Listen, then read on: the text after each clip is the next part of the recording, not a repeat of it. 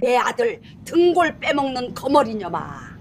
네 친정엄마한테 줄 돈이 어디서 나왔는데? 시어머니 김말자가 식탁을 내리치며 소리를 질렀습니다. 저는 그 자리에서 두 다리에 힘이 쭉 빠지는 것을 느꼈습니다. 친정엄마 수술비 300만 원. 평생 허리 한 번 못 펴고 저를 키워주신 엄마가 수술대에 올라가야 하는데 고작 300만 원이 문제라니요. 그런데 말입니다. 김말자가 그렇게 큰 소리를 치고 있는 이 집, 이 건물이 누구 거였는지 아세요? 제 겁니다. 시가 90억짜리 건물, 제 이름으로 된 제 재산이에요. 시댁 식구들이 10년 넘게 월세 한 푼 안 내고 얹혀 살고 있던 바로 그 건물이요. 저는 그날 밤 잠을 한숨도 자지 못했습니다. 새벽 5시에 일어나 부동산에 전화를 걸었습니다. 이 건물 내놓겠습니다. 바로 매각 진행해 주세요. 그 뒤로 무슨 일이 벌어졌냐고요? 시어머니 김말자한테서 전화가 오기 시작했습니다. 하루에 200통? 울고 불고 사정하고 협박하고 그 전화벨 소리가 멈추지 않았습니다. 하지만 진짜 이야기는 지금부터입니다. 거머리년이라 불렸던 며느리가 어떻게 이 집안을 뒤집어 놓았는지 끝까지 들어보시면 소름이 돋으실 겁니다. 오늘은 43 며느리가 시가 90억짜리 자기 건물에서 거머리년 소리를 듣고 쫓겨났다가 그 건물을 통째로 매각시켜버린 이야기입니다. 내 이름으로 된 내 재산인데도 한마디 못하고 살아본 적 있으신가요? 오늘 사연 끝까지 함께 해주시면 소름이 돋으실 겁니다. 서울 마포구 상암동 먹자골목 한복판에 제 건물이 서 있습니다. 5층짜리 상가 건물이에요. 저녁이면 1층 분식집 간판부터 5층 학원 불빛까지 환하게 켜지고 골목을 오가는 사람들 발걸음이 끊이질 않죠. 세입자가 빈층 없이 꽉 들어차 있고 등기부등본에는 또렷하게 제 이름 석자가 찍혀 있습니다. 시가 90억. 그런데 정작 저는 그 건물 근처에 얼씬도 못했어요. 저녁 6시면 4층 시어머니 김말자가 사는 살림집 부엌에 서서 밥상을 차려야 했으니까요. 이 건물은 12년 전 돌아가신 친정아버지 박종호가 제게 물려주신 겁니다. 아버지는 평생 땀 흘려 이 건물을 지으셨고 떠나시기 전에 제 이름으로 등기를 넘겨주셨어요. 그런데 결혼하자마자 시어머니 김말자가 이 건물에 들어왔습니다. 가족이니까 한 지붕 아래 살아야지. 4층이 제일 넓으니까 거기서 살면 되겠다. 김말자는 그렇게 말하더니 이삿짐 업체까지 불러서 4층 전체를 살림집으로 꾸며버렸어요. 남편 한재호는 어머니 편을 들었습니다. 엄마가 편하셔야 우리도 편한 거야. 어차피 빈층인데 뭘 그래. 저는 그때 아무 말도 못했습니다. 결혼한 지 한 달도 안 된 새댁이 시어머니한테 나가라는 말을 어떻게 합니까? 그 뒤로 10년이 흘렀습니다. 건물 임대료 관리, 세입자 민원 처리, 수도 배관 점검, 전기 누전 확인까지 전부 제 몫이었어요. 한겨울 새벽에 2층 식당 수도관이 터지면 저는 잠옷 바람에 뛰어내려갔고 5층 학원에서 에어컨이 고장나면 업체 불러서 끝날 때까지 지키고 서 있었죠. 그런데 김말자는 경로당에 나가면 이 건물을 자기가 읽었다고 자랑하고 다녔습니다. 우리 아들이 효자라서 이 건물 사줬어. 내가 관리 다 하고 있지.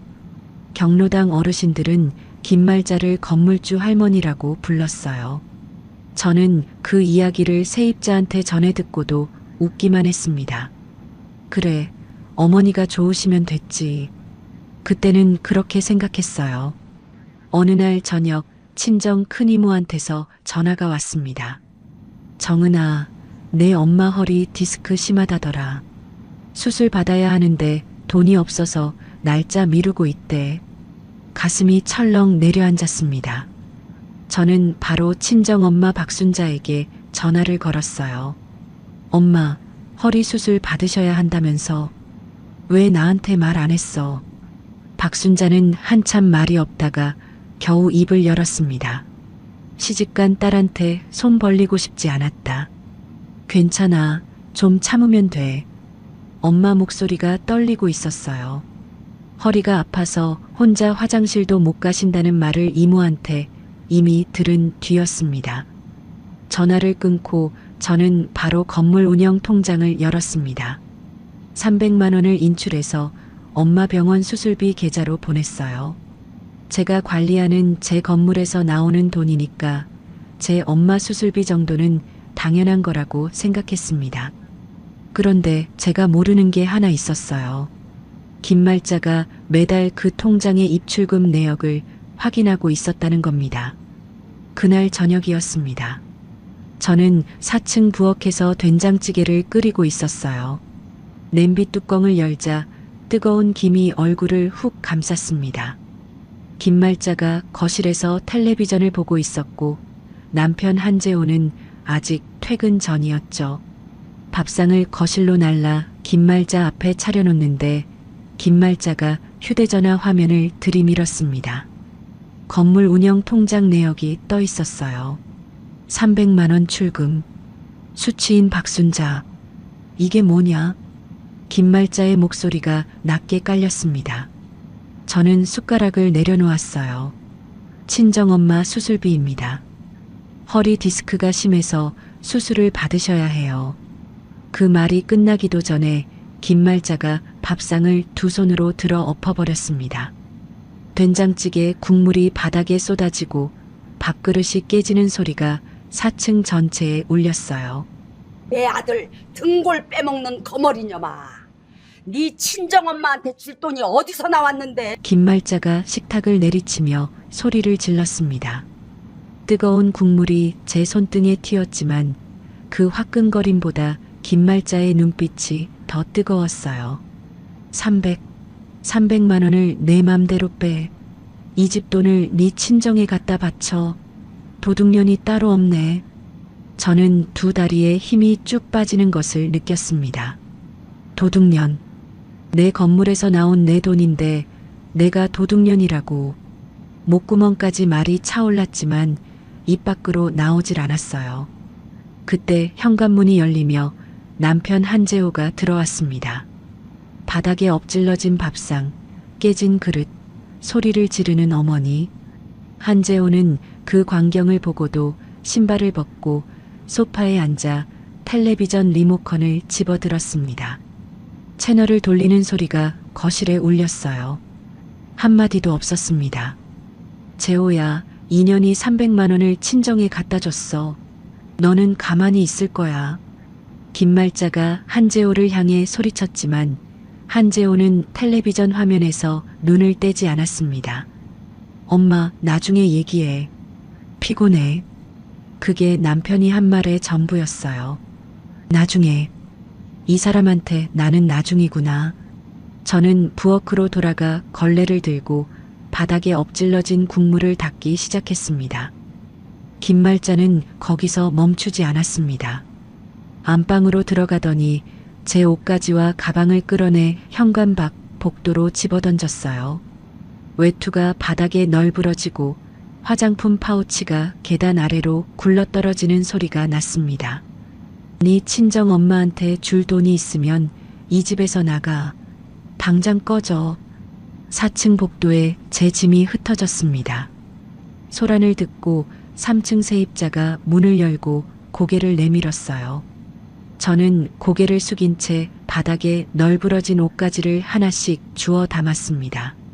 손이 부들부들 떨렸어요. 이 건물이 내 이름으로 된 내 재산인데 내가 왜 여기서 쫓겨나야 하는 건데. 하지만 그날 밤 저는 짐을 들고 건물을 나왔습니다. 근처 찜질방으로 들어가 구석자리에 누웠어요. 찜질방 바닥에 뜨끈한 온기가 등을 감쌌지만 마음속은 차갑기만 했습니다. 잠이 오지 않았습니다. 천장에 형광등 불빛을 멍하니 올려다보며 결혼 후 10년을 떠올렸어요. 명절마다 새벽 4시에 일어나 제사 음식을 차렸습니다. 전을 부치다 기름이 튀어 손목에 화상 자국이 남았는데 김말자는 전이 두껍다는 말만 했죠. 제가 감기에 걸려 39도 열이 올라도 병원에 가는 대신 김말자 무릎 병원 수발을 들었습니다. 친정엄마 생신에 한 번도 가보지 못했어요. 시집간 년이 친정을 들락거려라는 김말자의 말 한마디에 발이 묶였으니까요. 10년이다. 10년을 참았는데 나한테 돌아온 건 거머리년이라는 말 한마디구나. 새벽 5시 찜질방 시계의 초침 소리만 또각또각 울렸습니다. 저는 자리에서 일어나 휴대전화를 꺼냈어요. 고등학교 동창이자 법무사 사무실에서 일하는 오세영의 번호를 눌렀습니다. 세영아, 나 이정은이야. 이른 시간에 미안한데 나 좀 만나줄 수 있어. 오세영은 잠에서 덜 깬 목소리로 대답했습니다. 정은아, 무슨 일이야? 목소리가 왜 그래? 건물. 내 건물 팔려고. 그리고 할 얘기가 많아. 전화기 너머로 오세영이 숨을 들이쉬는 소리가 들렸습니다. 알았어. 오늘 낮에 만나자.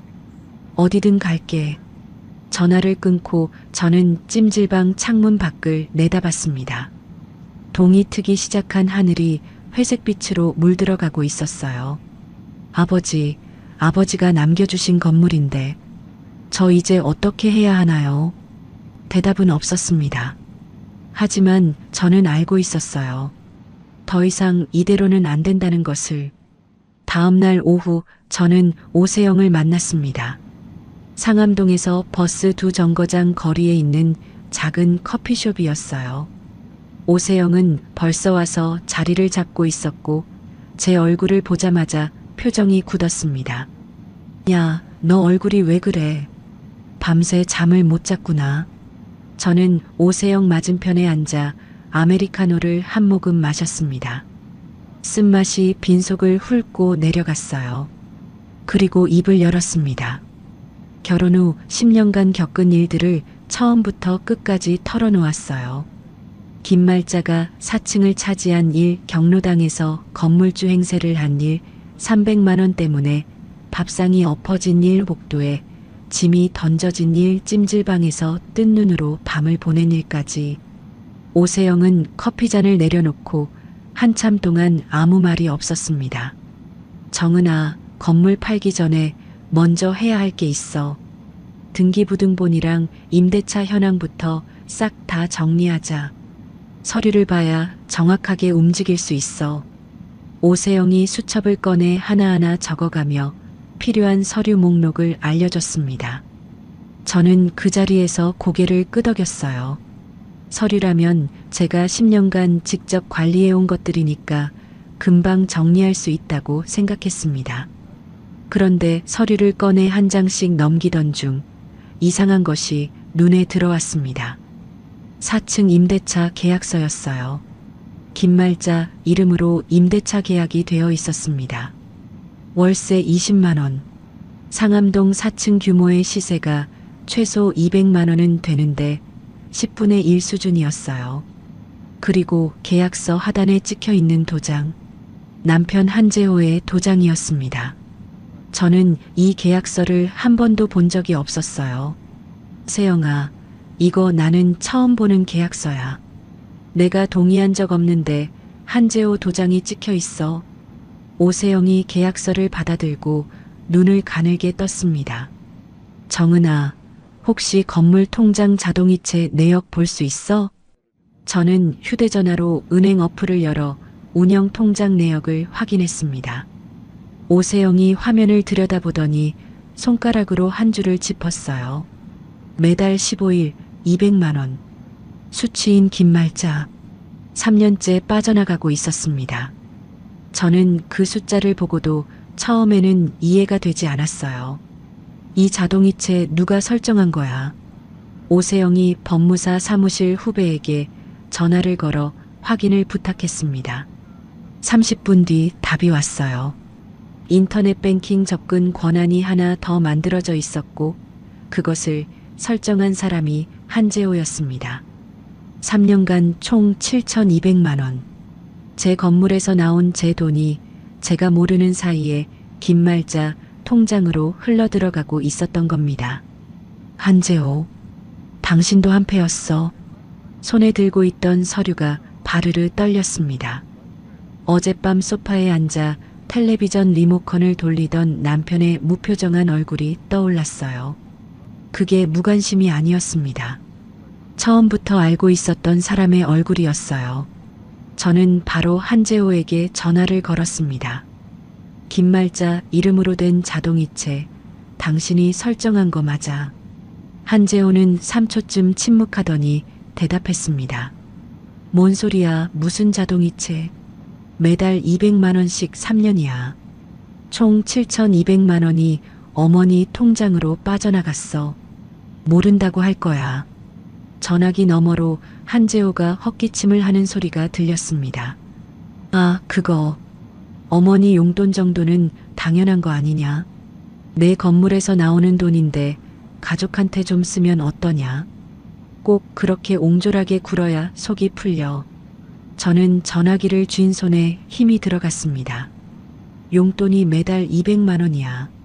3년 동안 나한테 한마디도 없이. 그리고 4층 임대차 계약서, 당신 도장 찍혀 있던데. 그것도 용돈이야. 야, 지금 나한테 따지는 거야.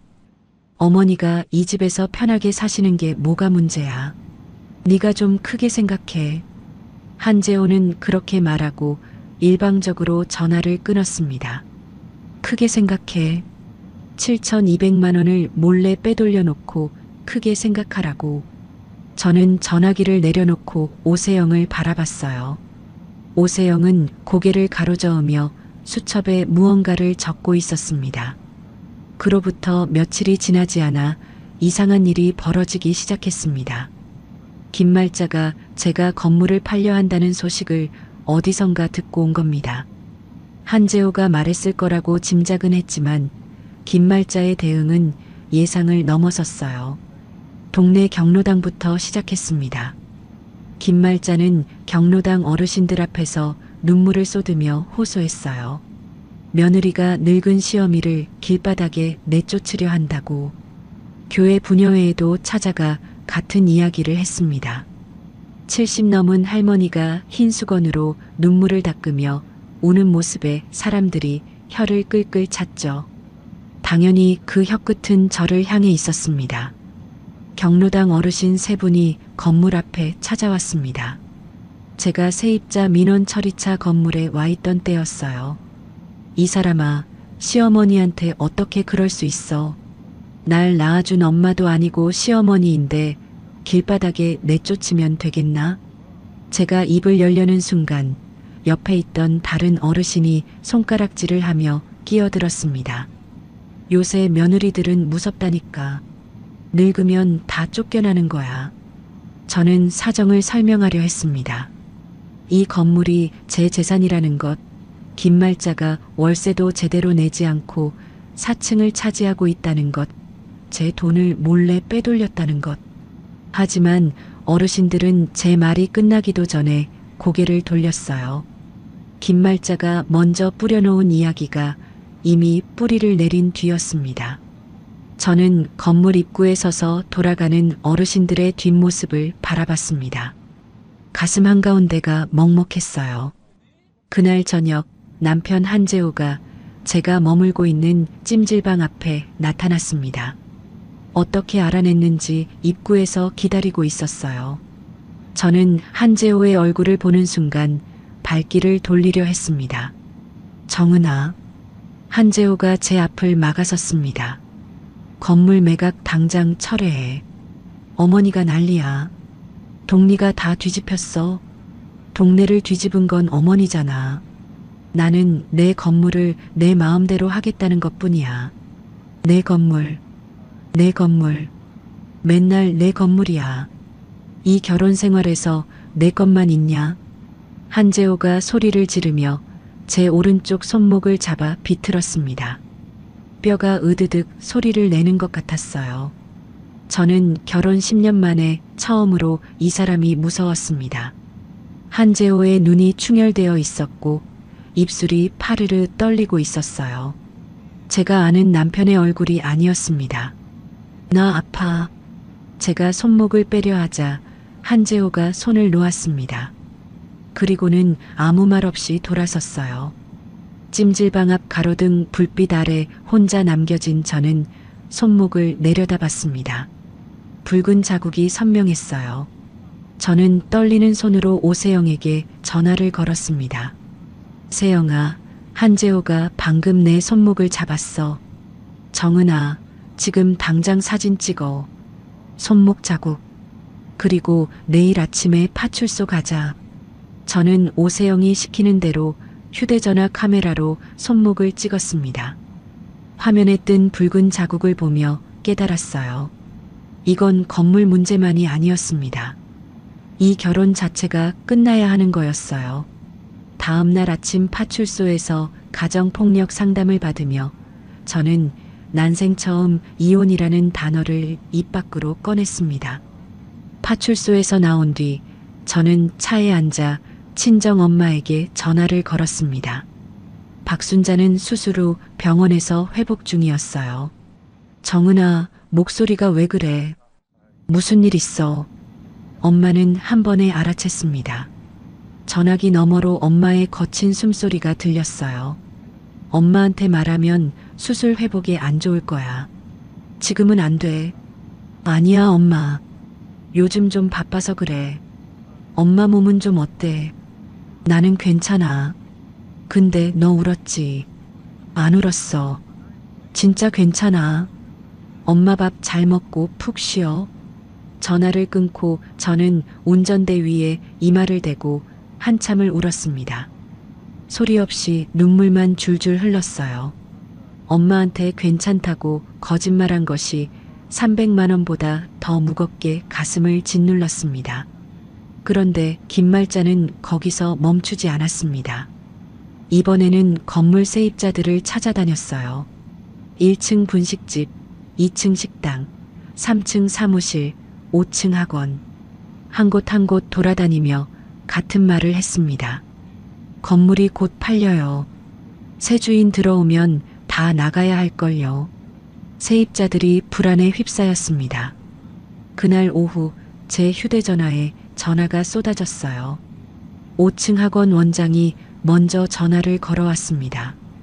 이 사장님, 건물 판다는 거 사실이에요? 저 여기서 4년째 장사하는데 갑자기 나가라고 하면 곤란해요. 2층 식당 사장도 전화를 했습니다. 계약 기간 남았는데 보장되는 거 맞죠? 확실하게 답을 주셔야 저도 장사를 하든 말든 하죠. 3층 사무실에서도 항의가 왔습니다. 세 통의 전화를 연달아 받으며 저는 사방이 막혀버린 것을 느꼈어요. 시어머니는 여론을 돌려세우고 남편은 폭력을 휘두르고 세입자들은 항의를 하고 친정엄마에게는 차마 말을 못하고 사방에서 벽이 좁혀오는 것 같았습니다. 나 혼자야. 진짜 혼자구나. 하지만 주머니 속 휴대전화에는 오세영의 번호가 저장되어 있었고 손목에 멍 자국 사진이 남아 있었습니다. 저는 아직 무너지지 않았습니다. 세입자들의 항해 전화가 쏟아지던 그 주 모르는 번호에서 전화가 한 통 걸려왔습니다.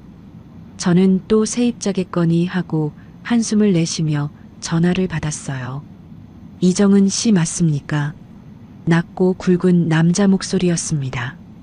세입자 목소리가 아니었어요. 네, 맞는데요. 누구시죠? 장원식이라고 합니다. 돌아가신 박종호 사장님의 옛 동업자입니다. 저는 전화기를 쥔 손이 멈췄습니다. 아버지 이름을 입에 올리는 사람을 결혼 후 처음 만났어요. 아버지 동업자요? 건물 매각 소식을 부동산 쪽에서 듣고 연락드립니다. 한번 뵐 수 있겠습니까? 저는 경계심이 들면서도 아버지의 이름이 놓이질 않았습니다. 오세영에게 먼저 알린 뒤 다음 날 오후 3시서 만나기로 했어요. 장원식은 60 중반쯤 되어 보이는 사람이었습니다. 양복 소매가 달아 있었지만 구두는 깨끗이 닦여 있었고 악수할 때 손바닥에 굳은 살이 잡혀 있었어요. 자리에 앉자마자 장원식이 낡은 서류 봉투를 꺼냈습니다. 20년 전에 종호 형이랑 같이 이 건물을 지었습니다. 그때 내가 사업이 기울어서 공사비를 못 댔는데 종호 형이 내 목까지 빚을 떠안고 건물을 완공시켰어요. 장원식은 서류 봉투에서 빛바랜 사진 한 장을 꺼내 테이블 위에 올려놓았습니다. 건물 준공식 날 사진이었어요. 아버지가 안전모를 쓰고 웃고 있었고 그 옆에 젊은 시절의 장원식이 서 있었습니다. 저는 아버지의 얼굴을 오래 들여다봤어요. 돌아가시기 전 병상에서 뵀던 수척한 얼굴이 아니라 건장하고 환하게 웃는 아버지의 얼굴이었습니다. 그 빚을 갚기도 전에 종호 형이 세상을 떠나셨습니다. 평생 빚진 마음으로 살았어요. 이번에 건물이 나왔다는 소리를 듣고 종호 형 따님이라는 걸 알고 바로 연락드린 겁니다. 장원식은 부동산 개발업계에서 수십 년을 일해온 사람이었습니다. 저는 오세영과 의논한 뒤 건물 서류 일체를 장원식에게 보여줬어요.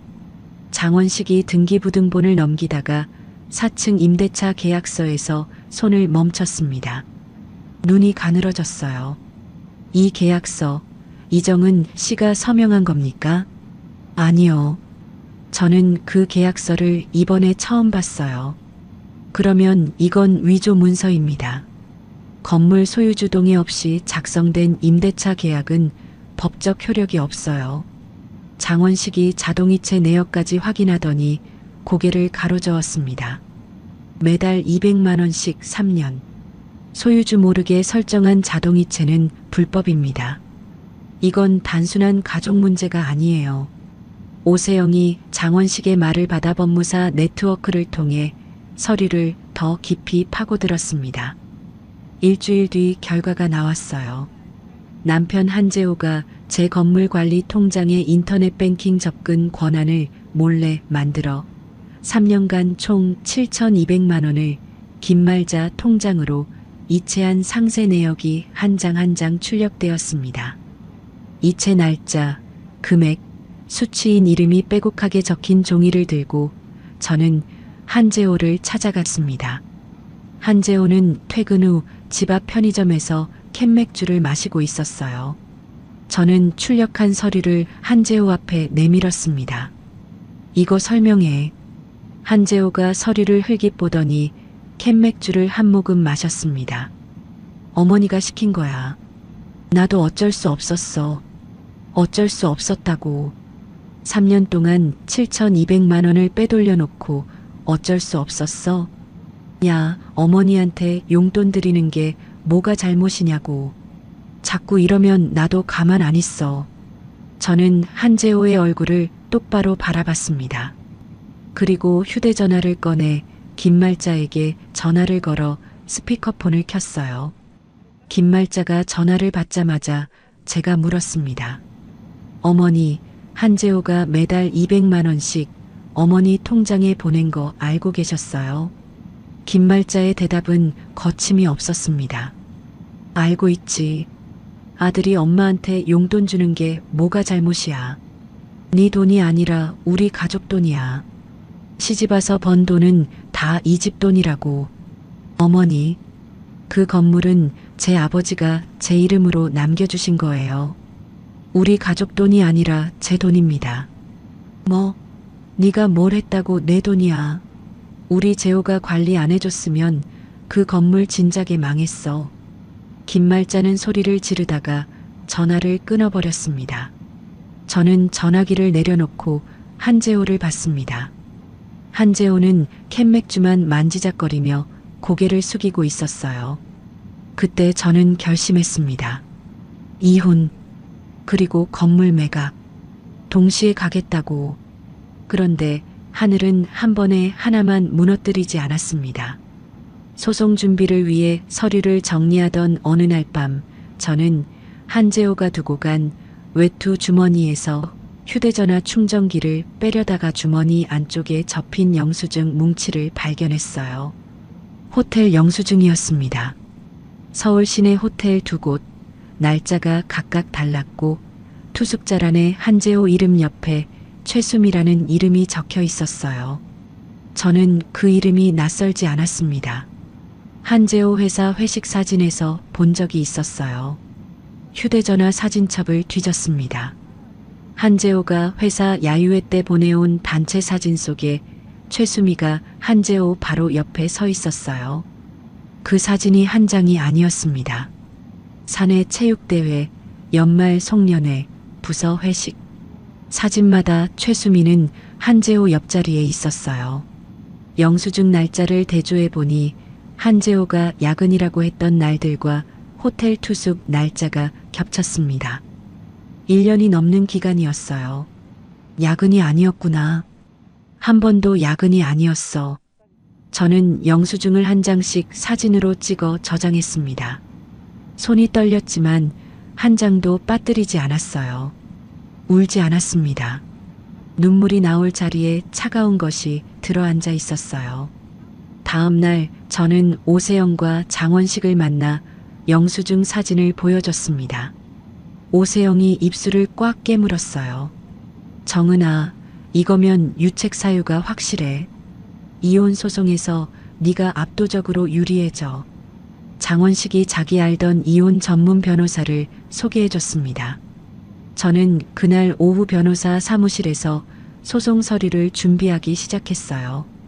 재산 빼돌리기 증거, 위조된 임대차 계약서, 가정폭력 사진, 외도 영수증, 서류를 한 장씩 정리할 때마다 결혼 10년이 한꺼풀씩 벗겨지는 것 같았습니다.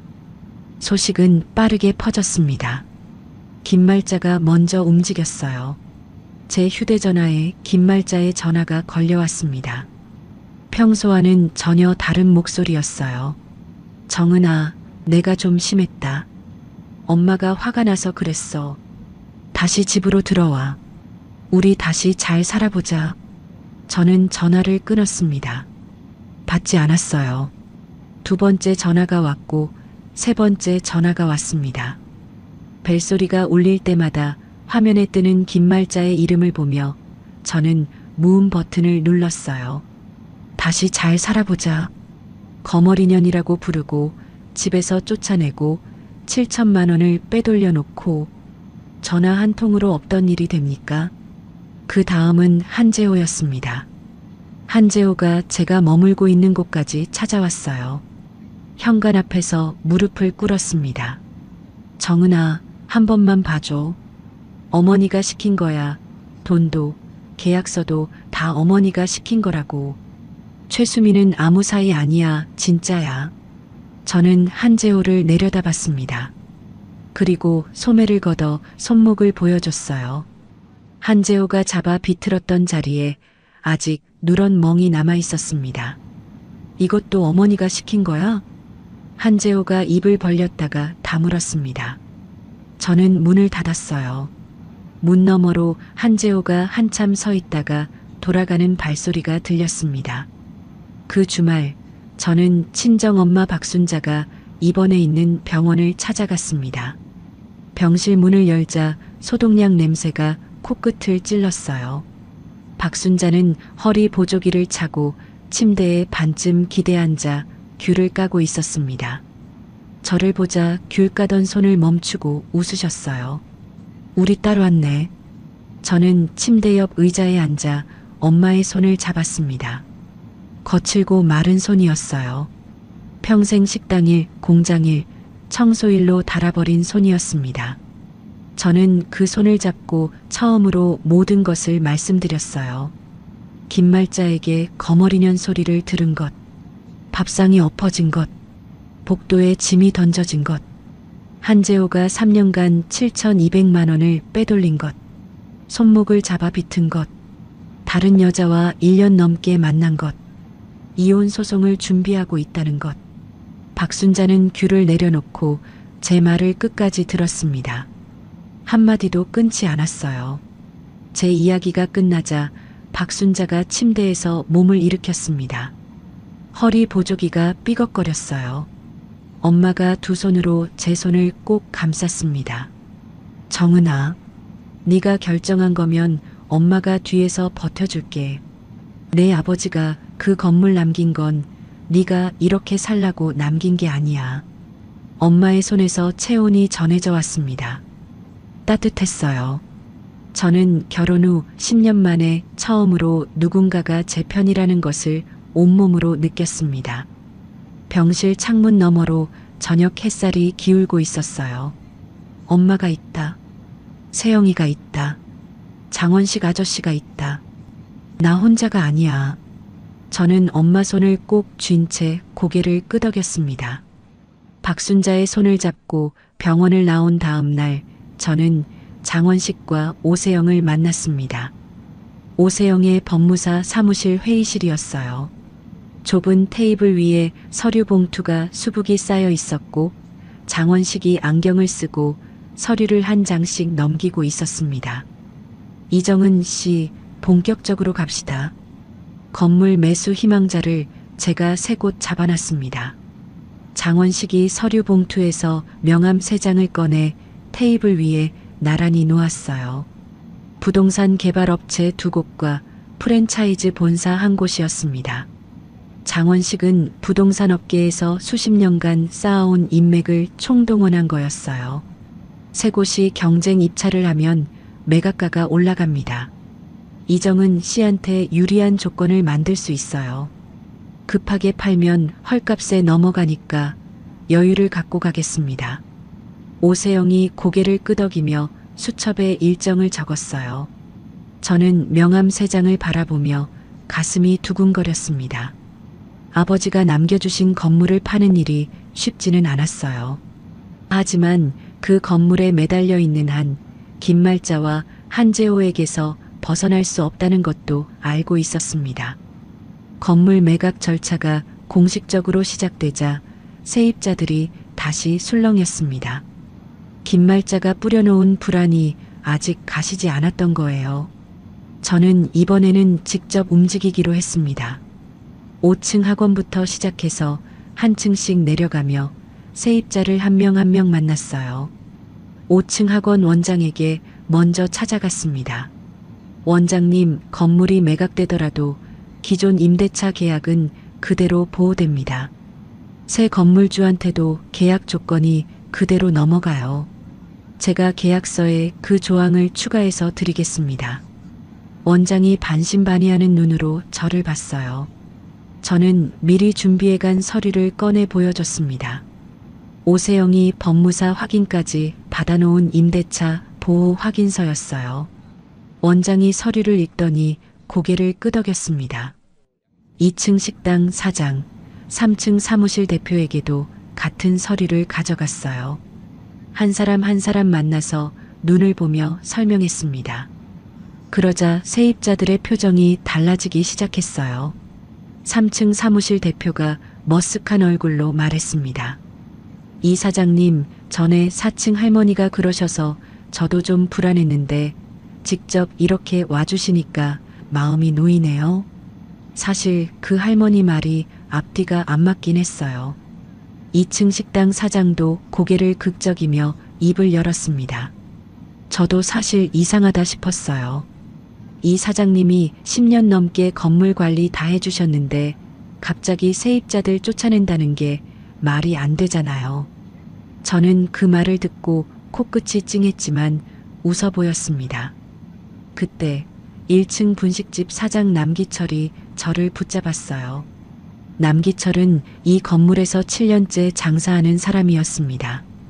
분식집 안쪽 구석 테이블로 저를 안내하더니 목소리를 낮췄어요. 이 사장님, 이거 제가 꼭 말씀드려야 할 것 같아서요. 남기철이 휴대전화를 꺼내 뭔가를 보여줬습니다. 카카오톡 대화 내역이었어요. 김말자가 남기철에게 보낸 메시지였습니다. 나 건물주 김말자인데 이번 달 관리비 30만 원 이 계좌로 보내세요. 이 사장님, 4층 할머니가 작년부터 저한테 이렇게 연락해서 관리비를 따로 걷어갔어요. 저만 그런 줄 알았는데 다른 층도 마찬가지래요. 저는 눈이 커졌습니다. 관리비를 따로요? 관리비는 제가 건물 운영비로 받고 있는 건데요. 그러니까요.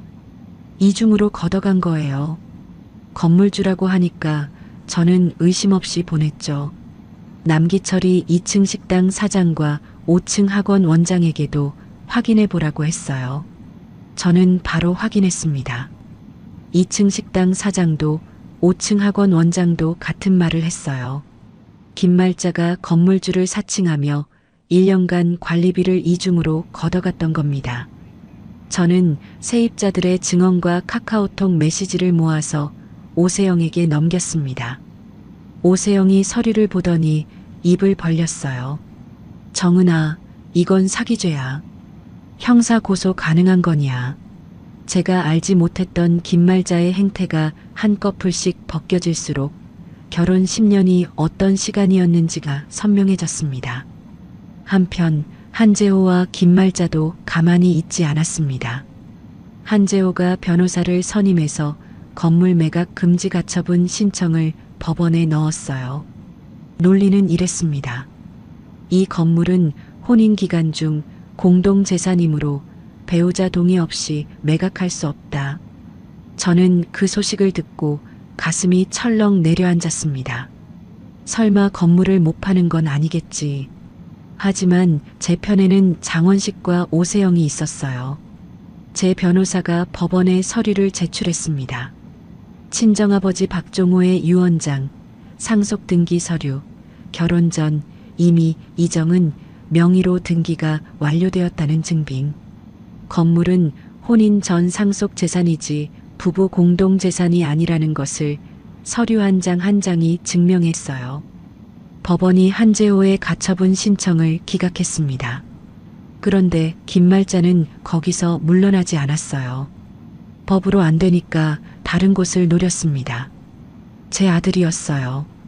준서가 학교에서 갑자기 울음을 터뜨렸다는 연락이 왔습니다. 담임 선생이 전화를 걸어왔어요. 이정은 어머님, 준서가 수업 시간에 갑자기 울면서 엄마가 할머니를 쫓아낸다고 했어요. 아이가 많이 불안한 것 같은데 혹시 집에 무슨 일이 있습니까? 저는 전화기를 쥔 채 두 눈을 감았습니다. 김말자가 준서에게 무슨 말을 한 건지 뻔했어요. 12살짜리 아이한테 엄마가 할머니를 버리고 간다고 했을 겁니다. 가슴이 찢어지는 것 같았어요. 법원이고 건물이고 다 필요 없었습니다. 그 순간 제 머릿속에는 준서 얼굴밖에 없었어요. 저는 학교로 달려갔습니다. 교무실에서 준서를 만났어요.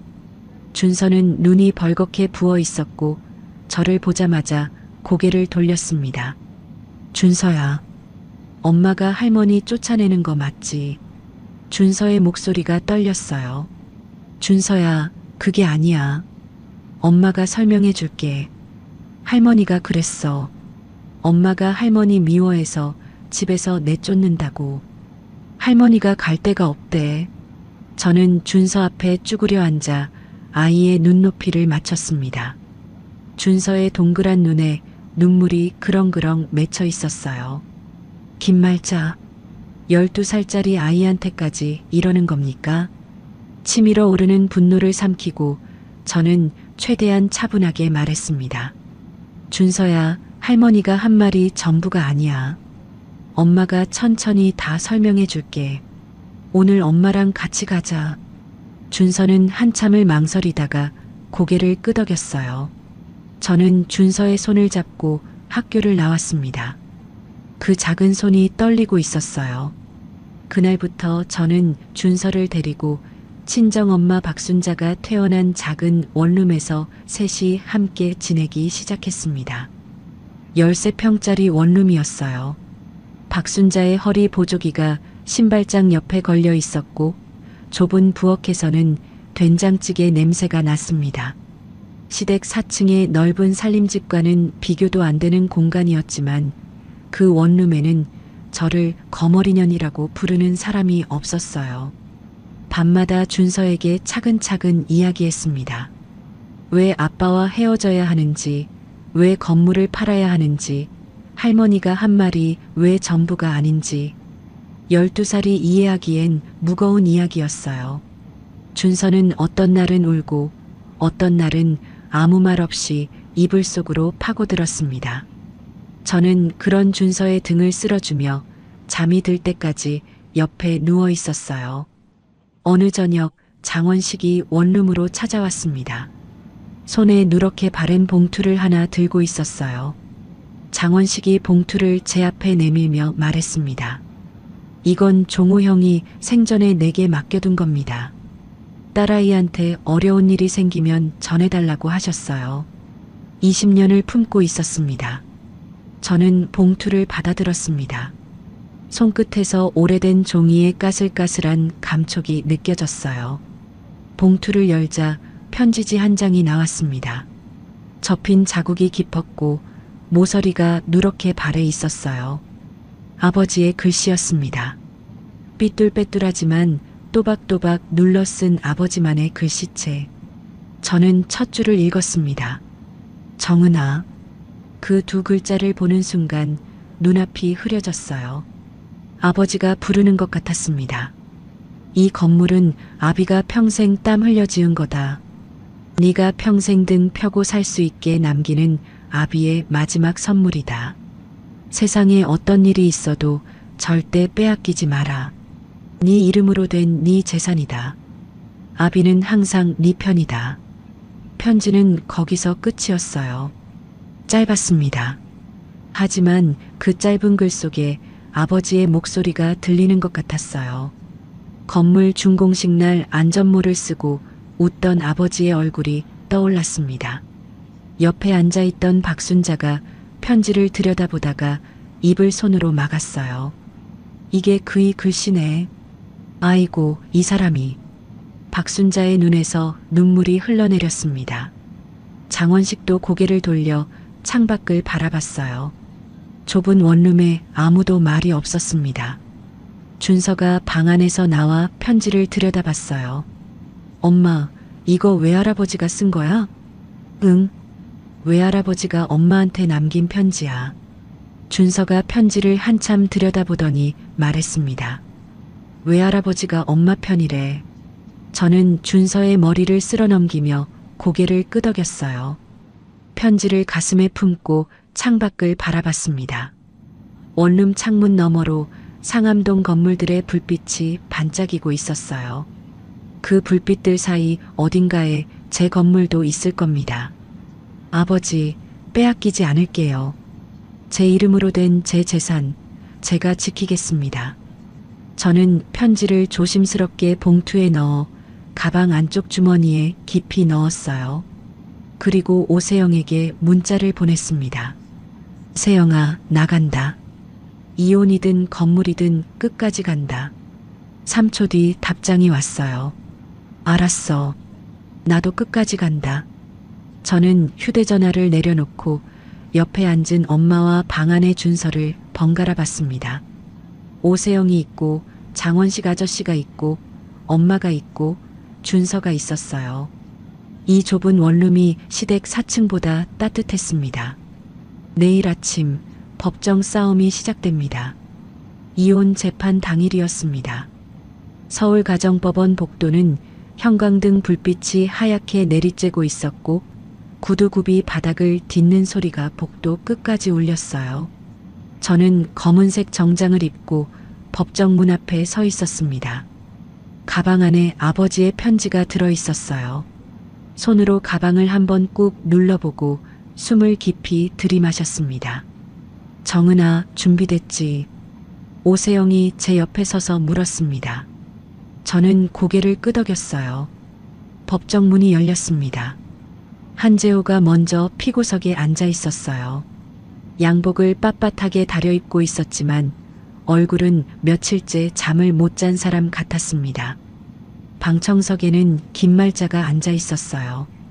김말자는 저를 보자 눈을 부릅떴지만 저는 시선을 돌리지 않고 원고석에 앉았습니다. 재판이 시작되었습니다. 제 변호사가 자리에서 일어나 증거 서류를 하나씩 제출했어요.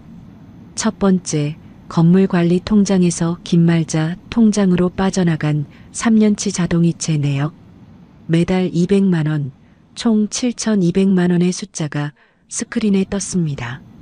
두 번째, 이정은의 동의 없이 한재호 도장이 찍힌 4층 위조 임대차 계약서. 세 번째, 한재호가 제 손목을 잡아 비틀어 생긴 멍 자국 사진과 파출소 가정폭력 상담 기록. 네 번째, 한재호와 최수미의 호텔 영수증과 단체 사진 속 정황 자료. 한재호 측 변호사가 반박하려 했지만 증거가 한 장 한 장 쌓일수록 말이 짧아졌습니다. 자동이체 내역에 대해서는 가족 간 통상적인 금전 거래라고 주장했지만 제 변호사가 소유주 동의 없이 인터넷 뱅킹 권한을 몰래 생성한 경위를 추궁하자 한재호 측 변호사는 서류만 뒤적거렸어요. 건물 임대 수익 빼돌리기 내역이 법정에서 공개되는 순간 한재호가 고개를 숙였습니다. 그때 방청석에서 김말자의 목소리가 터져 나왔어요. 그건 아들이 엄마한테 준 용돈이에요. 자식이 부모한테 용돈 주는 것도 죄가 됩니까? 판사가 나무봉을 내리쳤습니다. 방청석은 정숙하십시오. 김말자가 입을 다물었어요. 하지만 법정 안의 공기가 이미 바뀌어 있었습니다. 7,200만 원이라는 숫자 앞에서 용돈이라는 말은 아무런 힘이 없었어요. 재판 결과가 나왔습니다. 건물은 이정은의 혼전 상속 재산으로 인정되어 재산 분할 대상에서 완전히 제외되었어요. 한재호의 유책 사유, 재산 빼돌리기, 가정폭력, 외도 정황이 모두 인정되었습니다. 이혼이 확정되었고 준서의 양육권도 제게 유리한 방향으로 결정되었어요. 저는 판결문을 받아들고 법정을 나왔습니다. 복도에서 다리에 힘이 풀려 벽에 등을 기댔어요. 오세영이 달려와 제 팔을 잡았습니다. 정은아, 이겼어. 네가 이겼어. 저는 오세영의 얼굴을 보고서야 눈물이 쏟아졌습니다. 법정 안에서는 한 방울도 흘리지 않았는데 복도에 나오니까 참았던 것들이 한꺼번에 터져 나왔어요. 끝났다. 10년이 끝났다. 건물 매각도 순조롭게 진행되었습니다. 장원식이 연결해준 세 곳의 매수 희망자 중 프랜차이즈 본사와 최종 계약이 성사되었어요. 장원식이 경쟁 입찰 구도를 만들어준 덕분에 매각가는 시세보다 높게 책정되었습니다. 계약서에 도장을 찍는 순간 제 손이 떨렸어요. 아버지가 남겨주신 건물이 제 손을 떠나는 순간이었습니다. 하지만 그 건물에 묶여있던 10년의 굴레도 함께 풀려나가는 것을 느꼈어요. 매각 대금이 통장에 들어온 날, 저는 장원식과 오세영을 만나 계획을 이야기했습니다. 같은 상암동에 소규모 상가 건물이 하나 나왔어요. 3층짜리인데 상태가 괜찮습니다. 이걸 매입하려고요. 장원식이 건물 정보를 확인하더니 고개를 끄덕였어요. 입지도 좋고 가격도 적정합니다. 여기서 새로 시작하면 되겠어요. 저는 그 건물을 매입했습니다. 그리고 1층에 친정엄마 박순자가 평생 꿈꿔왔던 식당을 열기로 했어요. 김말자와 한재호에게 건물 4층 퇴거 통보가 갔습니다. 한 달 안에 나가야 한다는 내용이었어요. 오세영을 통해 들은 바로는 김말자가 통보서를 받아들고 한참 동안 그 자리에 서 있었다고 했습니다. 10년 넘게 월세 한 푼 안 내고 남의 건물에서 살면서 건물주 행세를 하던 사람이 처음으로 자기에게 아무런 권리가 없다는 현실과 마주한 겁니다. 새 건물 1층 인테리어 공사가 시작된 날, 저는 엄마와 함께 현장에 갔습니다. 빈 공간에 들어서자 페인트 냄새와 나무 합판 냄새가 섞여 코끝을 찔렀어요. 공사 인부들이 벽을 뜯어내고 새 타일을 붙이고 있었습니다. 박순자가 공사 현장 한가운데 서서 빙글빙글 둘러보며 말했어요. 여기가 주방이 되는 거지? 여기다 솥을 놓으면 되겠네. 엄마, 여기는 홀이야. 주방은 안쪽이야. 아이고, 내가 설레서 앞뒤를 모르겠다. 박순자가 웃었습니다. 허리 보조기를 찬 채로 공사 현장을 돌아다니는 엄마의 뒷모습을 보며 저는 가슴 한쪽이 뭉클해졌어요. 엄마가 식당을 하고 싶다는 말을 처음 들은 게 제가 초등학교 때였습니다.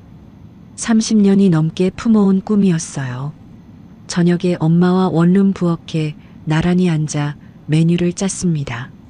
박순자가 노트에 또박또박 메뉴 이름을 적어 내려갔어요.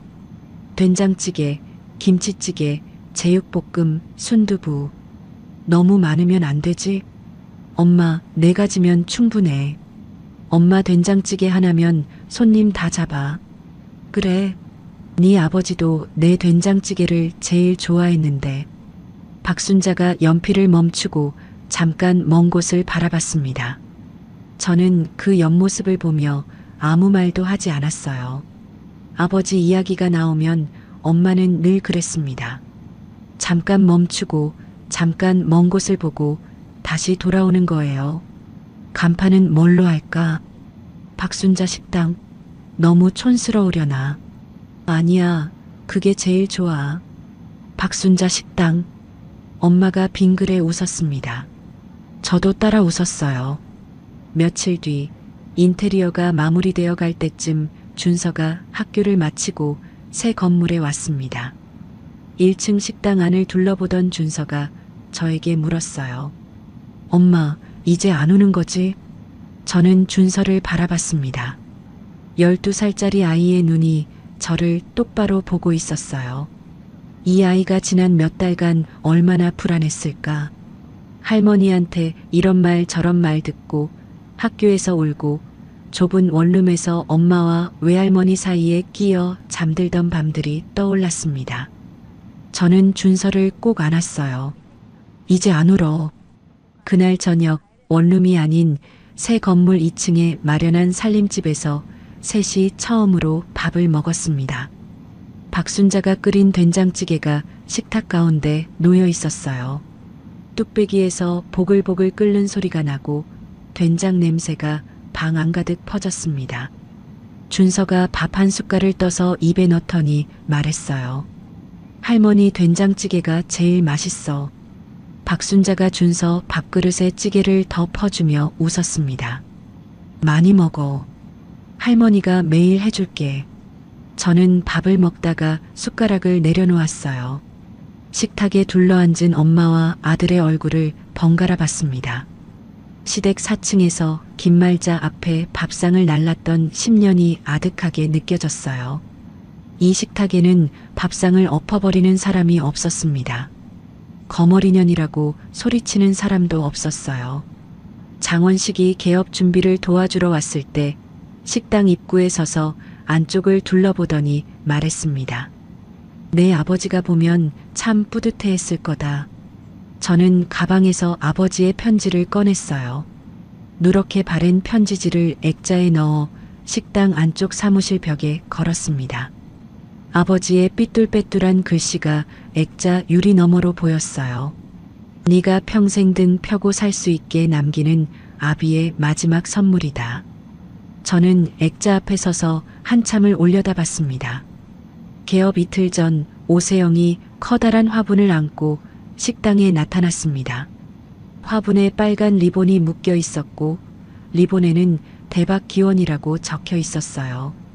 오세영이 화분을 식당 입구에 내려놓으며 말했습니다. 이정은, 너 이제 진짜 건물주다.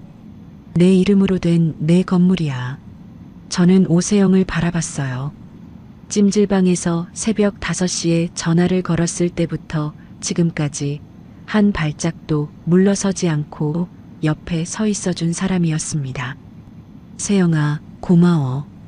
고맙긴. 네가 다 한 거지. 오세영이 웃으며 식당 안을 둘러봤어요.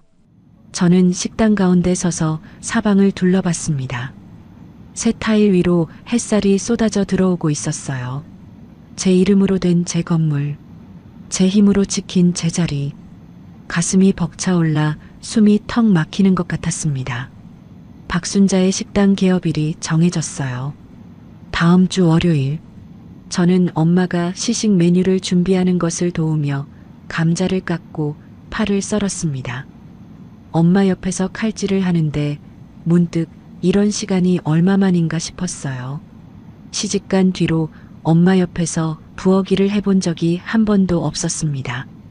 10년 만이었어요. 박순자가 된장을 풀며 말했습니다. 정은아, 내일 아침에 일찍 나와. 국물을 전날 밤에 끓여놔야 맛이 깊어. 알았어, 엄마. 평범한 대화였습니다.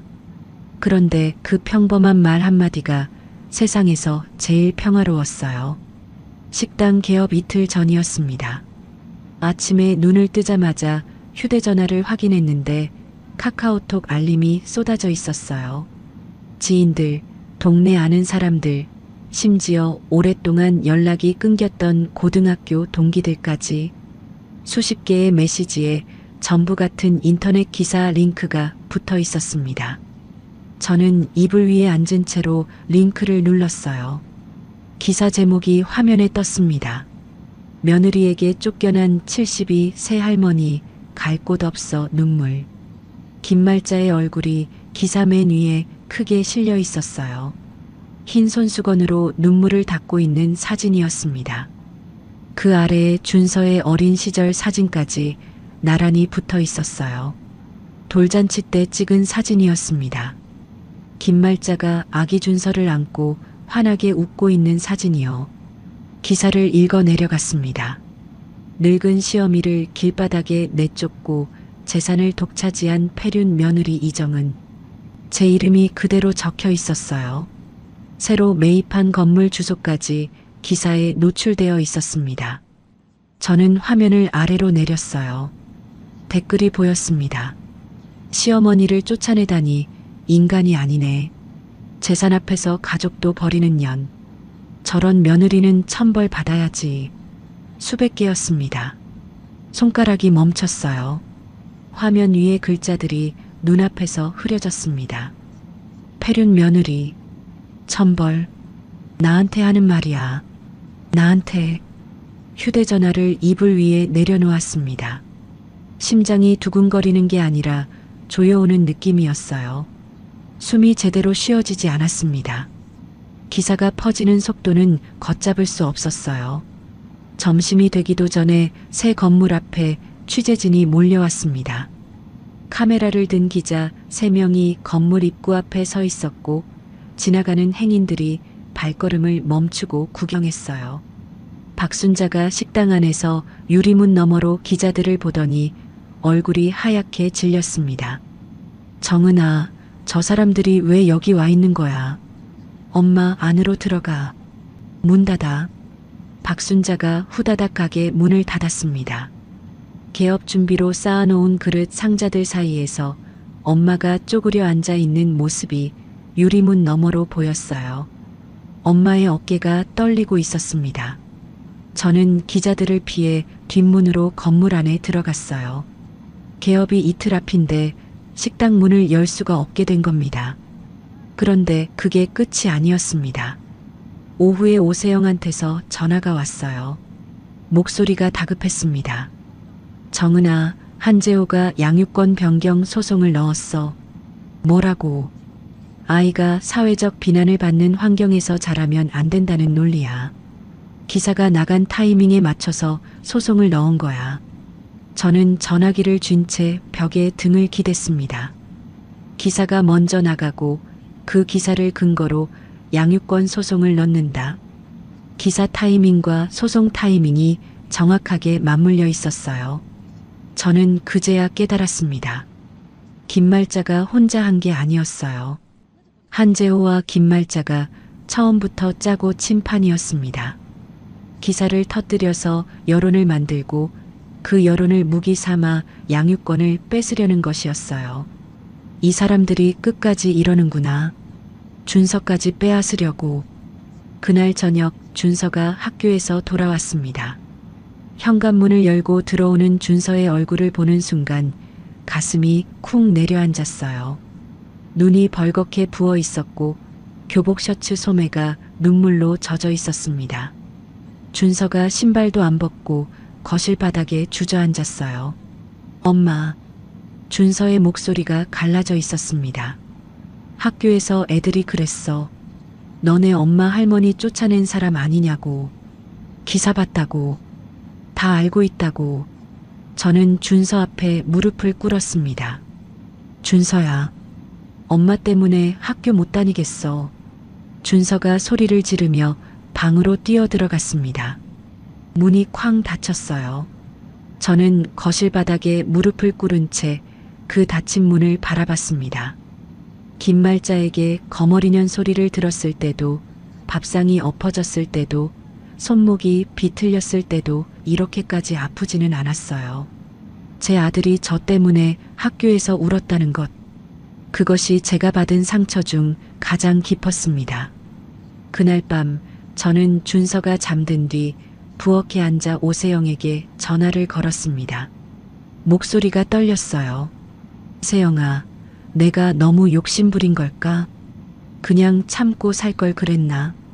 준서가 학교에서 울고 왔어. 엄마 때문에 학교 못 다니겠다고 소리를 질렀어. 전화기 너머로 오세영이 한숨을 내쉬는 소리가 들렸습니다. 그리고 오세영의 목소리가 단단하게 돌아왔어요. 이정은, 네가 지금 무릎 꿇으면 준서한테 뭘 보여주는 건지 알아? 평생 무릎 꿇고 사는 엄마를 보여주는 거야. 맞는 걸 맞다고 못하고 억울한 걸 억울하다고 못하는 엄마. 준서한테 그런 엄마를 보여주고 싶어? 저는 아무 말도 못했습니다. 지금 힘든 거 나도 알아. 근데 네가 여기서 주저앉으면 김말자가 이긴 거야. 한재호가 이긴 거야. 그 사람들이 원하는 게 정확히 이거야. 네가 포기하는 거. 전화를 끊고 저는 부엌벽에 등을 기대고 한참을 앉아 있었습니다. 무릎 꿇고 사는 엄마. 준서한테 그걸 보여줄 수는 없지. 오세영의 말이 머릿속에서 맴돌았어요. 다음 날 아침 장원식이 원룸으로 찾아왔습니다. 테이블 위에 서류 파일을 탁 내려놓으며 말했어요. 이정은 씨, 이대로 당하고만 있으면 안 됩니다. 정면으로 갑시다. 장원식이 서류 파일을 열었습니다. 김말자의 관리비 사기 증거, 세입자들의 카카오톡 메시지, 한재호의 7,200만 원 횡령 내역, 가정폭력 진단서, 위조된 임대차 계약서, 그리고 준서를 세뇌시킨 정황까지. 서류가 한 장씩 펼쳐질 때마다 지난 몇 달간 모아온 증거들이 테이블 위를 뒤덮었어요. 이걸 한꺼번에 공개합니다. 김말자가 눈물 인터뷰로 여론을 만들었으니 우리도 진실로 여론을 뒤집는 겁니다. 숨기면 질 싸움이에요. 오세영도 고개를 끄덕였습니다. 나한테 믿을 만한 기자가 한 명 있어. 법무사 사무실에서 알게 된 사람인데 정의감이 강하고 기사를 꼼꼼하게 써. 그 기자한테 단독 인터뷰를 넣자. 저는 두 사람을 번갈아 봤습니다. 장원식의 눈이 단단했고 오세영의 눈도 흔들림이 없었어요. 저는 고개를 끄덕였습니다. 할게. 인터뷰할게. 그날부터 저는 인터뷰 자료를 준비하기 시작했어요.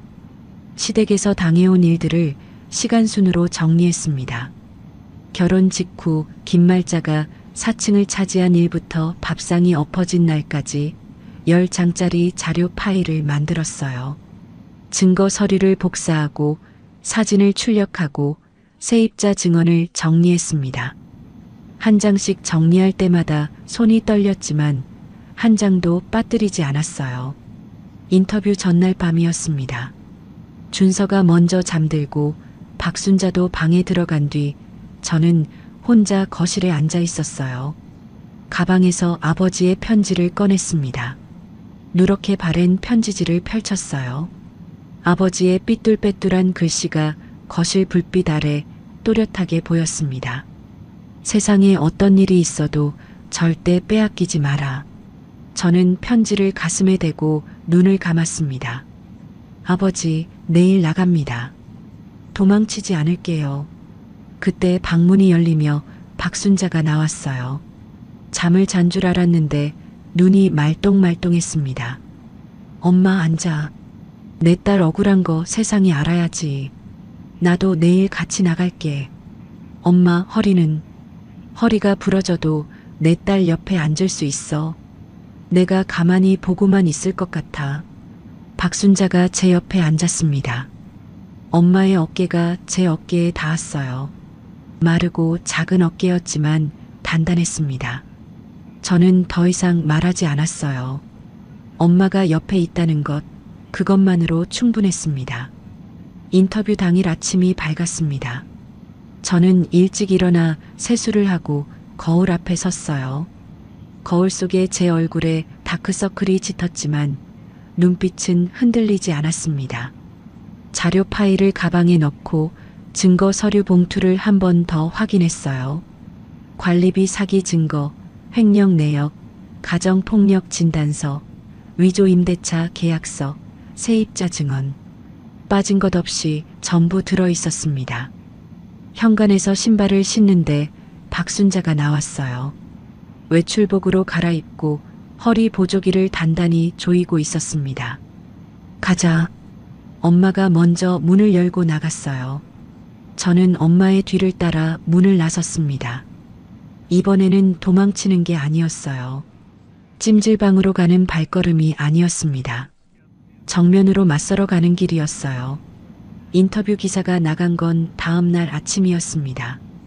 오세영이 연결해준 기자는 꼼꼼한 사람이었어요. 제가 건넨 증거 서류를 하나하나 대조하고 세입자 증언까지 직접 확인한 뒤에야 기사를 올렸습니다. 기사 제목은 이랬어요. 쫓겨난 할머니의 눈물 뒤에 숨겨진 진실, 건물주 사칭부터 수천만 원 횡령까지. 기사에는 전부 담겨 있었습니다. 김말자가 건물주를 사칭하며 세입자들에게 관리비를 이중으로 걷어간 카카오톡 메시지. 한재호가 3년간 7,200만 원을 김말자 통장으로 빼돌린 자동이체 내역. 이정은의 동의 없이 작성된 위조 임대차 계약서. 손목에 남은 멍자국 사진과 파출소 가정폭력 상담 기록. 12살 준서에게 엄마가 할머니를 버리고 간다며 세뇌시킨 정황. 증거가 한 줄 한 줄 기사에 실릴 때마다 며칠 전 김말자의 눈물 인터뷰가 어떤 것이었는지가 드러났어요. 기사가 올라간 지 2시간 만에 댓글 분위기가 뒤집혔습니다. 며칠 전까지 저를 폐륜 며느리라고 욕하던 사람들이 글을 지우기 시작했어요. 새로운 댓글이 올라왔습니다. 할머니가 사기를 친 거였네. 며느리가 불쌍하다. 이런 시어머니가 있다니 소름 돋는다. 며느리한테 사과해야 하는 거 아닌가. 저는 댓글을 읽다가 휴대전화를 내려놓았습니다. 며칠 전에는 수백 개의 욕이 쏟아지던 화면이었어요. 같은 화면, 같은 기사창인데 글자가 완전히 달라져 있었습니다. 후련하다는 느낌보다 허탈한 느낌이 먼저 왔어요. 사람들의 말이란 게 이렇게 빨리 바뀌는 거구나 싶었습니다. 김말자의 첫 번째 인터뷰를 실었던 언론사에서도 후속 기사를 냈어요. 할머니의 눈물 뒤에 숨겨진 진실이라는 제목이었습니다. 처음에 김말자의 말만 듣고 기사를 썼던 기자가 이번에는 증거 서류를 확인하고 김말자의 거짓말을 하나씩 짚어냈어요. 기사 말미에는 최초 보도 과정에서 한쪽 주장만을 검증 없이 보도한 점에 대해 사과드린다는 문구가 붙어 있었습니다. 동네에서도 바람이 바뀌었어요. 김말자가 다니던 경로당에서 기사를 본 어르신들이 술렁이기 시작했습니다. 김말자가 그동안 자기가 건물주라고 자랑하고 다녔던 것이 전부 거짓이었다는 게 밝혀진 거예요. 경로당 회장이 김말자에게 전화를 걸어 당분간 나오지 말라고 했다는 이야기를 오세영이 전해줬습니다. 교회 부녀회에서도 김말자를 피하기 시작했어요. 며칠 전까지 김말자 앞에서 혀를 끌끌 차며 저를 욕하던 사람들이 이제는 김말자를 보면 고개를 돌렸습니다. 양육권 변경 소송 재판 날이 왔습니다. 법정에 다시 섰어요. 이번에는 제 변호사가 준비한 자료가 한재호 측을 압도했습니다. 김말자가 준서에게 한 세뇌 정황, 학교 담임 선생의 진술서, 한재호의 가정폭력과 외도 기록, 7,200만 원 횡령 내역까지 제 변호사가 자료를 제출하며 말했어요.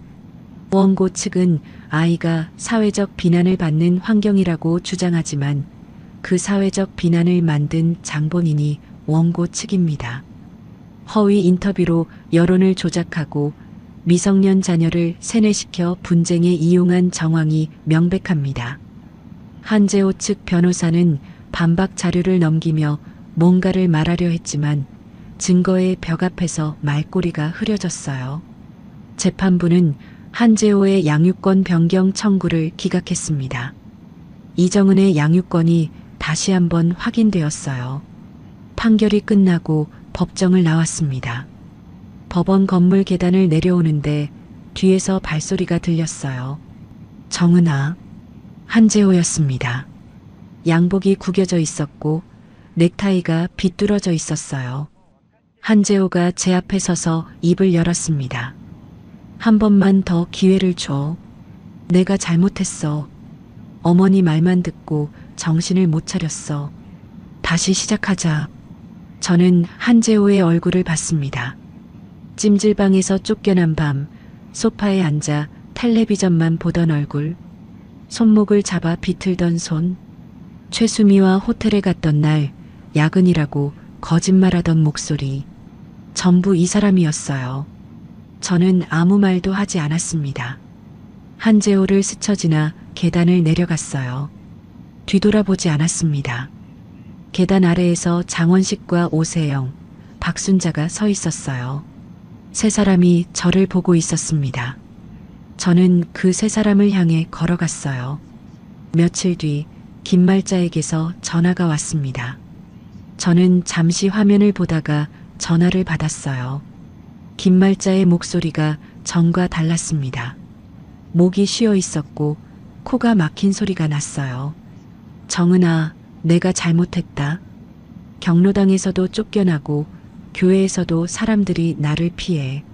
나 이제 갈 데가 없어. 김말자가 전화기 너머로 울기 시작했습니다. 훌쩍이는 소리가 끊이지 않았어요.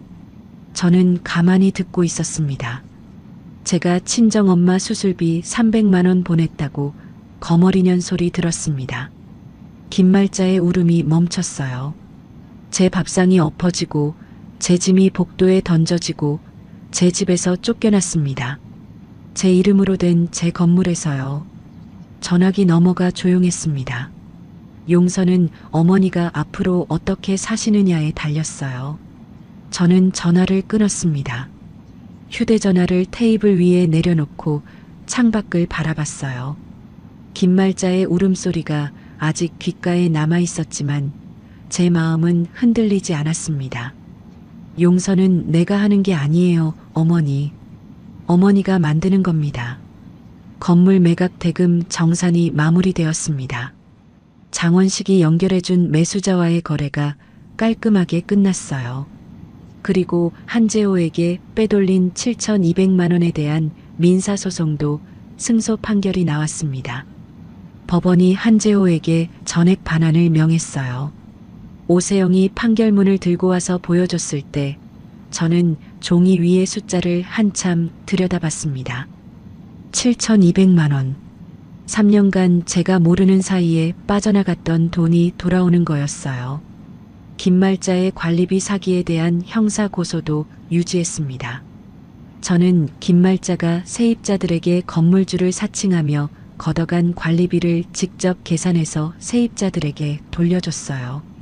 1층 분식집 사장 남기철에게 가장 먼저 갔습니다.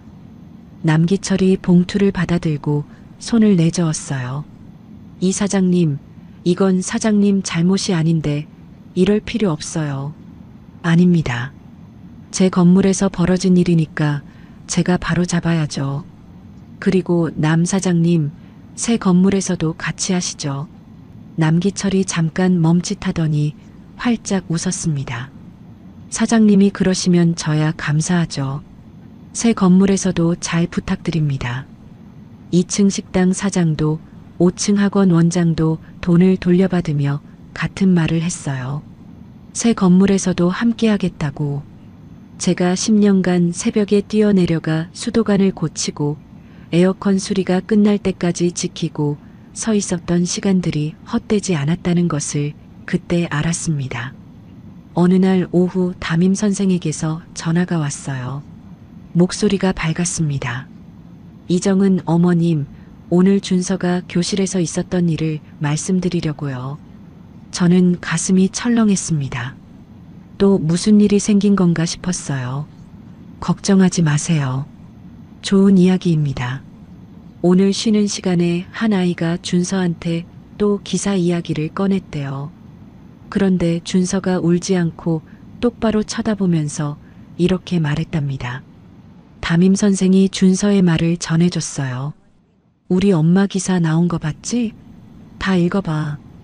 끝까지 읽으면 우리 엄마가 맞았다는 거 알게 될 거야. 저는 전화기를 든 채 눈을 감았습니다. 목구멍이 뜨거워졌어요. 며칠 전까지 엄마 때문에 학교 못 다니겠어라고 소리치던 아이가 친구들 앞에서 엄마를 지켜준 겁니다. 12살짜리가 감당하기엔 무거운 일이었을 거예요. 그런데 이 아이가 해냈습니다. 감사합니다, 선생님. 그 한마디가 전부였어요.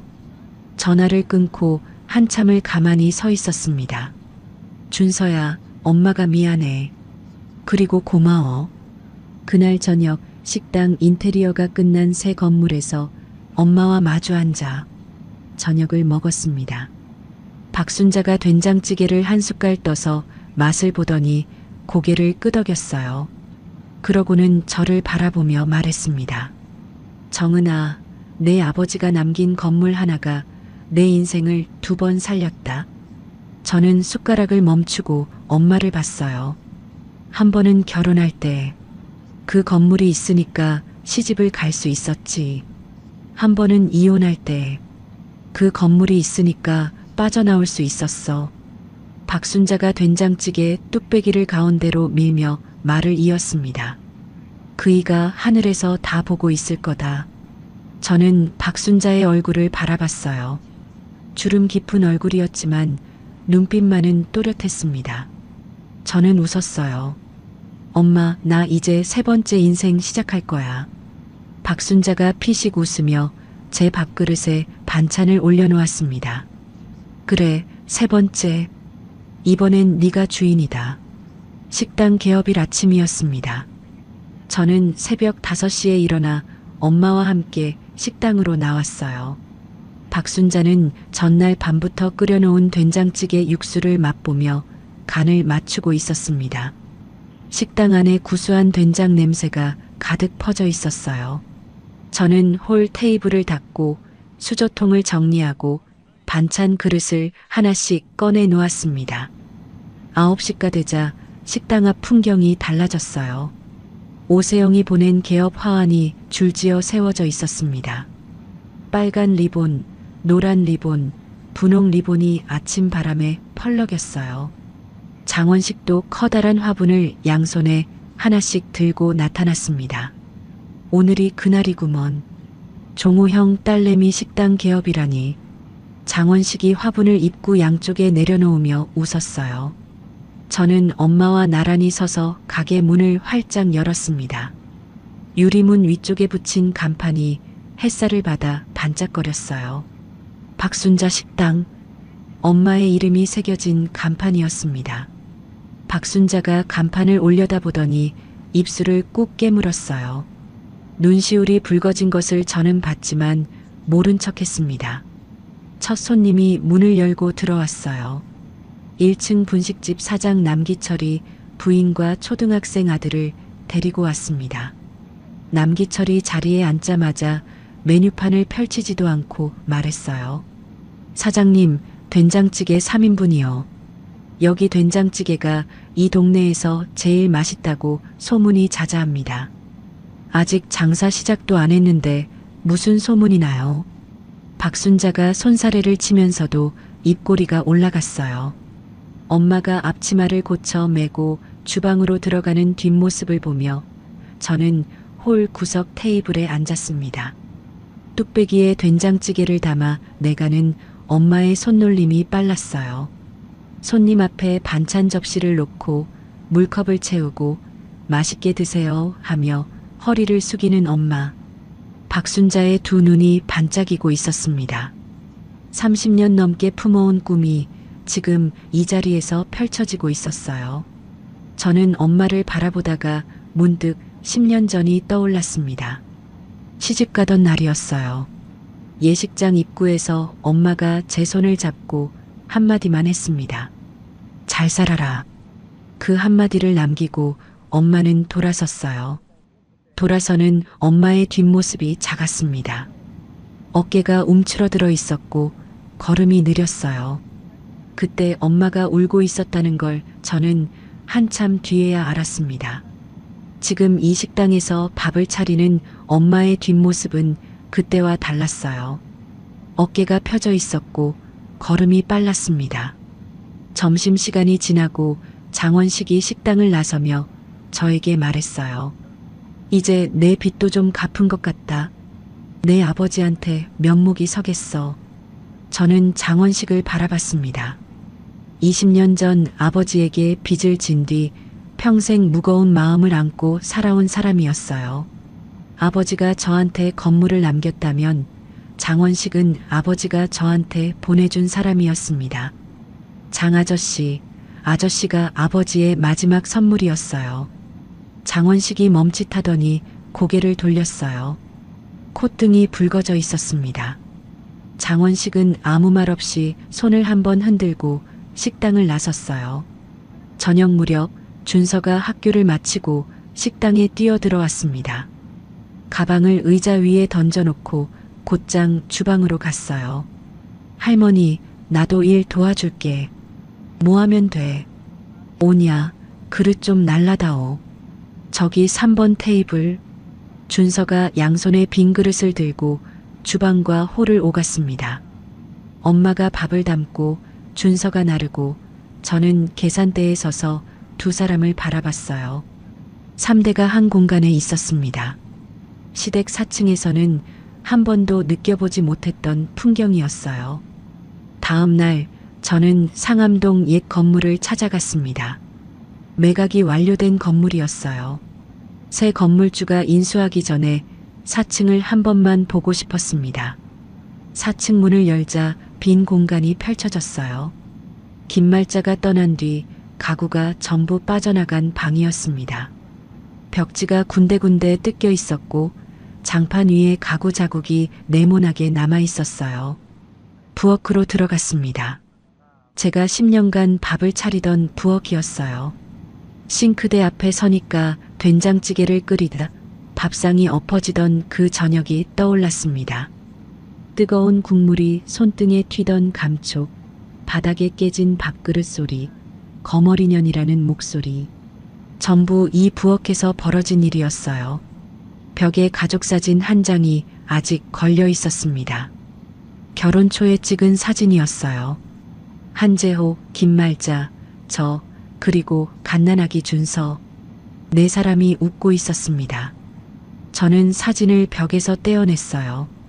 액자 뒷면에 먼지가 두껍게 쌓여 있었습니다.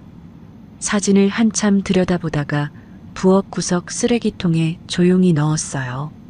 미련은 없었습니다. 문을 닫고 나왔어요. 며칠 뒤 저녁이었습니다.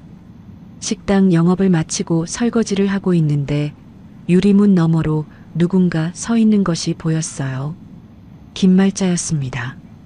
가게 앞에 서서 안을 들여다보고 있었어요.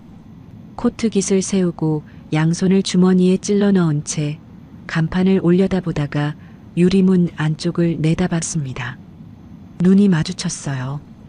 김말자의 입이 달싹거렸지만 소리는 들리지 않았습니다. 유리문 한 장이 사이에 있었어요.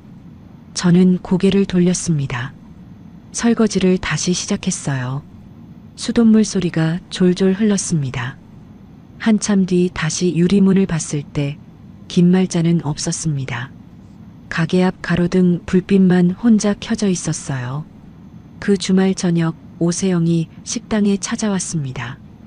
영업이 끝난 뒤 둘이서 홀 테이블에 마주 앉아 막걸리를 따랐어요.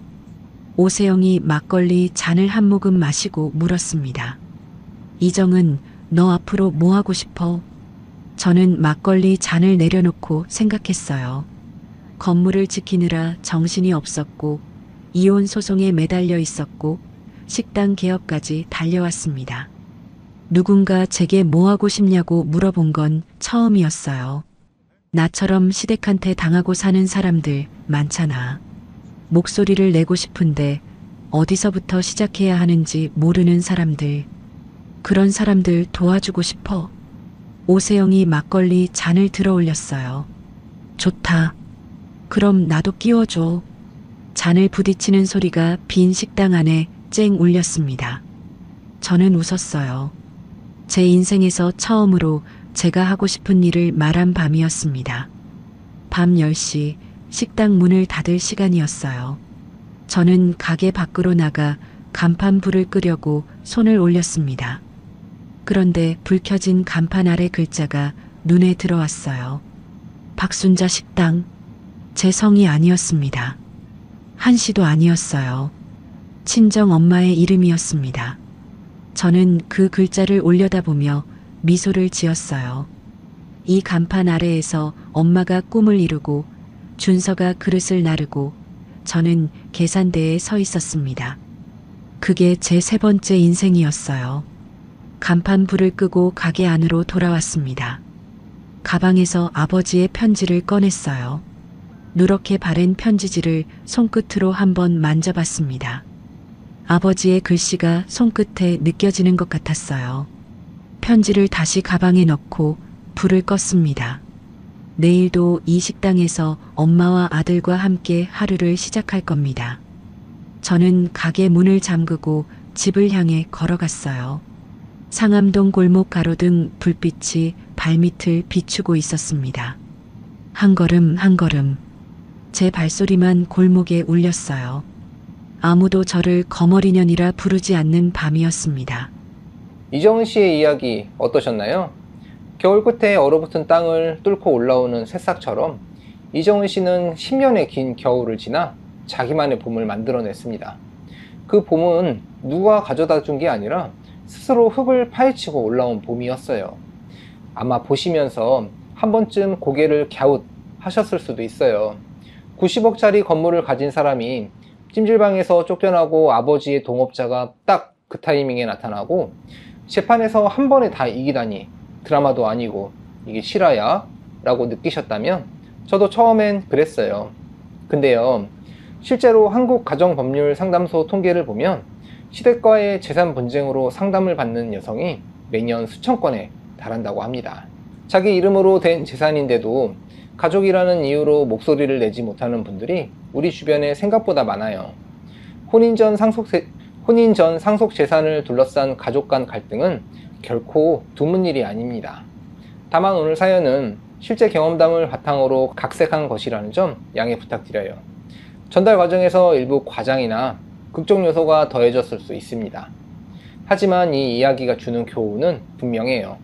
첫째, 내 이름으로 된 재산은 반드시 내가 직접 관리해야 합니다. 통장이든 등기부등본이든 서류든 다른 사람 손에 맡기는 순간 모르는 사이에 빠져나갈 수 있어요. 둘째, 참는 것이 미덕이 아닐 때가 있습니다. 가족을 위해 참는 것과 나를 잃어버리는 것은 다른 문제예요. 내가 나를 지키지 않으면 아무도 지켜주지 않습니다. 셋째, 힘들 때 손 내밀 수 있는 사람 한 명이면 충분합니다.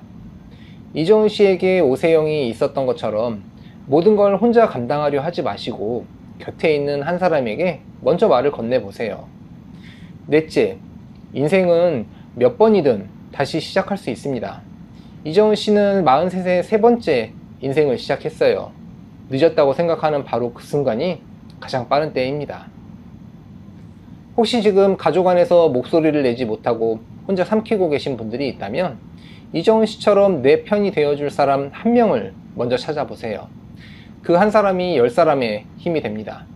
여러분의 이름으로 된 여러분의 인생 절대 빼앗기지 마세요. 겨울이 아무리 길어도 봄은 반드시 옵니다.